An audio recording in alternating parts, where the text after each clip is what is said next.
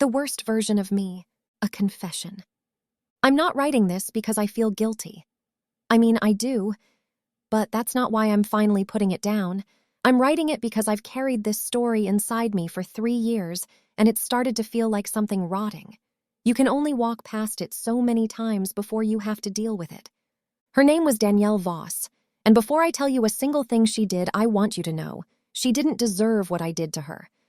I was a sophomore at Keller University when the housing lottery assigned her to my life. I was studying communications, vaguely planning to become a journalist, mostly watching reality television and missing deadlines.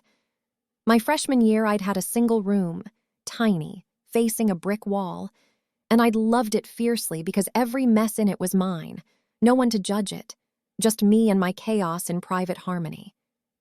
Then came room 217, Callaway Hall, and Danielle V., psychology/pre-law from Barrington, Connecticut. I Googled her before we met. Her Instagram was tasteful, curated, flat lays of textbooks, hiking photos with captions about perspective, a vineyard photo where everyone wore white linen and laughed at exactly the right angle. Everything about her communicated, I have it together. I was born with it together. Move-in day, she was warm, genuinely warm. She laughed at something my mother said and helped me find the right outlet for my Ethernet cord. I thought, this might actually be fine. That was the last uncomplicated feeling I had about Danielle Voss for 9 months. The problems were never dramatic. That's what I could never explain to anyone. Her alarm went off at 6:15, and she was up immediately. Showered, skincare routine, coffee in hand, sitting at her desk with color-coded notes before I'd even stopped being angry about existing. She lined her 15 skincare products along the dresser with label-out precision.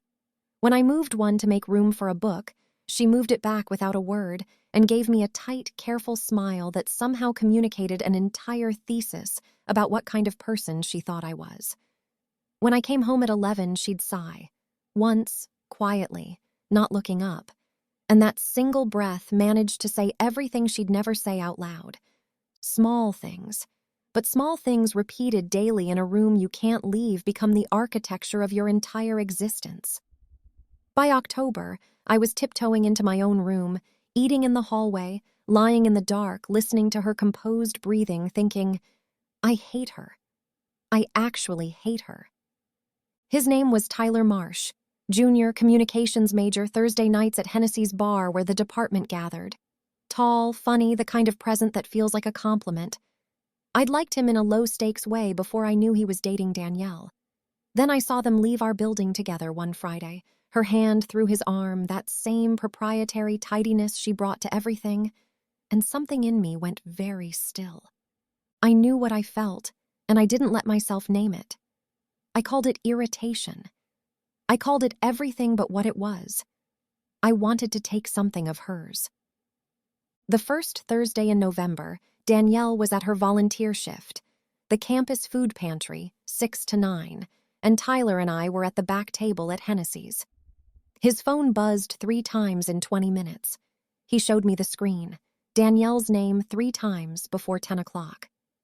She worries, he said, in a tone that had learned to be neutral. I laughed. I shouldn't have. He laughed too. In the parking lot afterward, he kissed me first, but I kissed him back, and I knew exactly what I was doing. It went on for 6 weeks. Every Thursday while she fed people at the food pantry, I walked to his apartment on Whitmore Street. I want to be clear about my motivation. It was never really about Tyler.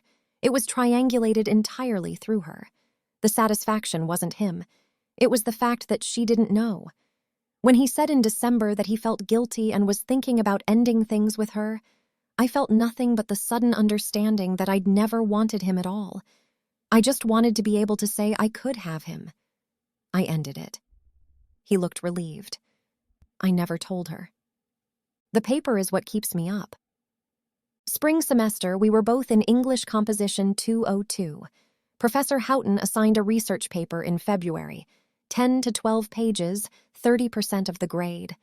Danielle finished a week early, printed it with a silver paperclip, set it on her desk with a sticky note, submit 8 a.m. room 204. I looked at that paper for 3 days before I touched it. My own paper was done the night before the deadline. Fine, probably a B. Hers was about deceptive framing in pharmaceutical advertising, and it was excellent. Quiet, thorough, impeccably cited. I checked 2 sources on my phone hoping to find an error. Found none. Then I opened her laptop. She'd left it unlocked, which she almost never did. The file was right there. I changed 3 paragraphs, replaced one well-argued section with paraphrasing loose enough to flag plagiarism detection, deleted 2 real citations and substituted ones that looked legitimate but led nowhere, one entirely fabricated, one with a modified author name and wrong page numbers. I printed those pages and replaced the pages in the paper she was to submit the following day. I closed the laptop and walked back to my desk. 3 weeks later, I was in the room when she got the email. I heard her sharp intake of breath. I watched her go to meet with Houghton and come back an hour and a half later, stand in the doorway and reassemble herself in real time, spine straightening, expression smoothing, before walking to her desk without looking at me. She appealed. The board wasn't convinced. Her research notes had been accidentally overwritten. She failed the paper, went on academic probation, lost her honors housing eligibility. She moved out immediately, humiliated, methodically, quietly, wrapping each skincare product in tissue paper. Her mother came to help. When the room was stripped bare, she looked at me with an expression I still can't fully decode. Tired, maybe. Resigned. "Good luck with your summer," she said. "You too," I said. She walked out. I listened to her footsteps until I couldn't hear them anymore. The room felt nothing like I'd imagined. I'd wanted freedom. What I got was too much empty space and a guilt that arrived slowly, the way cold comes in under a door.